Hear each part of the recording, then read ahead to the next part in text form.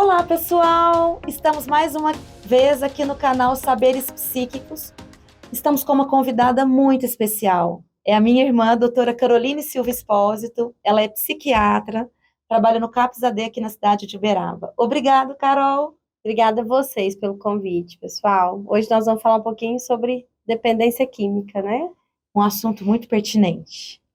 E antes de nós começarmos o nosso bate-papo, nós gostaríamos que vocês se inscrevessem, compartilhassem com os amigos, para que a gente possa divulgar conteúdos tão importantes como o de hoje.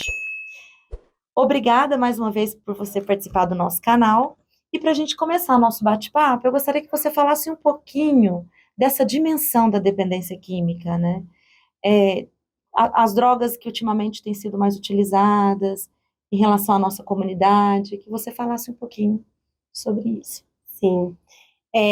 Vou iniciar falando sobre essa subespecialidade da psiquiatria, né, da saúde mental, que é a dependência química, que é a subespecialidade mais estigmatizada, mais rotulada, né, mais ignorada, invisível aos olhos da nossa população brasileira.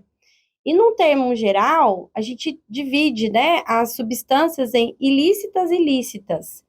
As lícitas são aquelas que são permitidas por lei e que têm algumas regras para serem usadas, que é o álcool, o tabaco e as medicações psicotrópicas, né? O uso de medicamentos de controle especial, medicação de tarja preta, de receita carbonada, são remédios que são vendidos sem, às vezes, prescrição médica ou com abuso de medicação, que é importante, a gente vai falar num outro momento aqui, né? Sim. Lembrar que o Brasil, o consumo do álcool é o que mais prevalece. 55% da população faz uso do álcool. 25% o uso do tabaco, e a gente tem 25% também o uso de medicação de controle. Já as drogas ilícitas, as substâncias ilícitas, elas são classificadas porque não são permitidas por lei. A gente tem entre elas a maconha, o êxtase, o LSD, a heroína, a cocaína e o crack. O que a gente costuma ver é muita internação por dependência do álcool. E, segundo lugar, por dependência de cocaína e crack. São os que mais comumente estão sendo vistos na nossa população. Certo. E, assim, tem pessoas que ficam em dúvida se é dependente, se não é.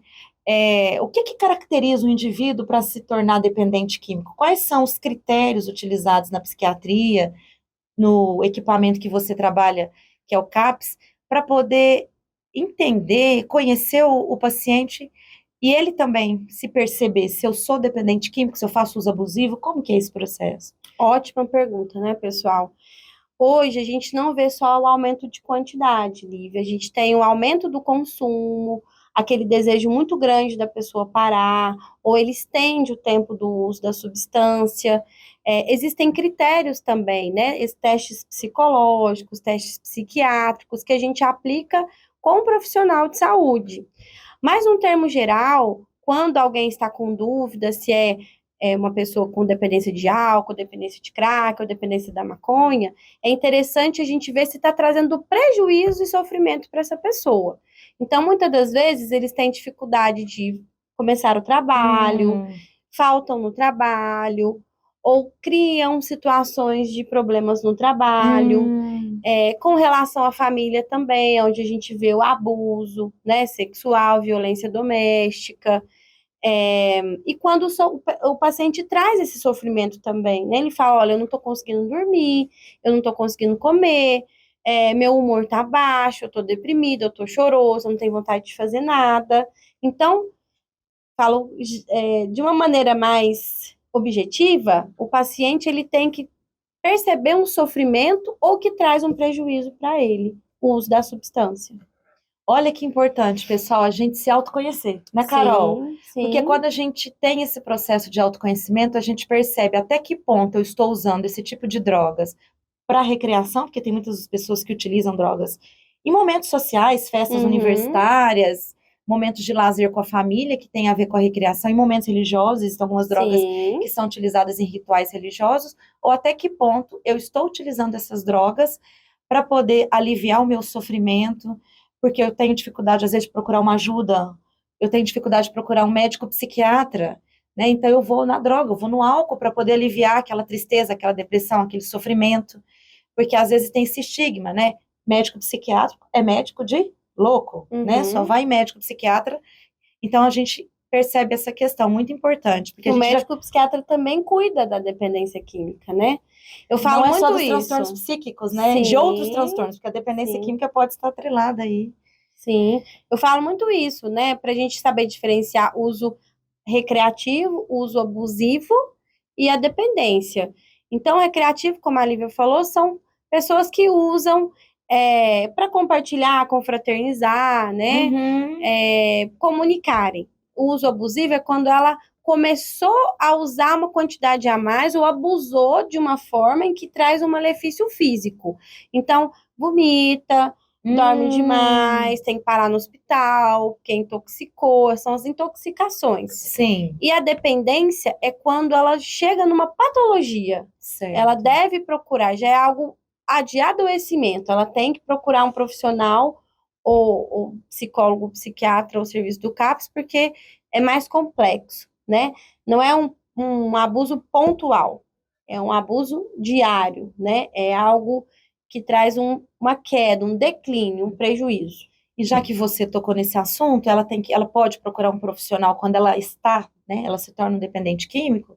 Você poderia falar um pouquinho das tratativas? Quais os tratamentos Uhum. para essa pessoa que está nos assistindo, que sofre com o uso do álcool, que sofre com o uso da maconha? O que que essa pessoa pode fazer? Quem ela pode recorrer? Quais são os tratamentos hoje que tem para essas pessoas que sofrem tanto com a dependência química? Sim, nós vou falar em relacionado ao nosso país, que é o Brasil, a gente trabalha com o modelo SUS, né? Sistema Único de Saúde. O CAPS AD, ele é porta aberta. Então, o paciente pode chegar lá no horário das 7 Hum, horas da manhã, de segunda a sexta, que ele vai ser recebido e acolhido pela equipe. Dentro do CAPS, temos profissional de psicólogo, da psicologia, da assistente social, a gente tem terapia ocupacional, o psiquiatra. Então, ele é acolhido, o pessoal da enfermagem, né, equipe de enfermagem, ele é acolhido, é feita uma triagem. Então, qualquer pessoa pode chegar que acha, que acredita que esteja num processo de adoecimento, que ela vai ser atendida no CAPS, vai ser triada. Os PSFs, né, os ESFs, Programa Saúde da Família, hum, também são porta aberta para pacientes com dependência química. As UPAs, né, Unidade de Pronto Atendimento, também é porta aberta para paciente com dependência química. Então, são 3 serviços que são porta aberta, que podem atender o paciente e acolher.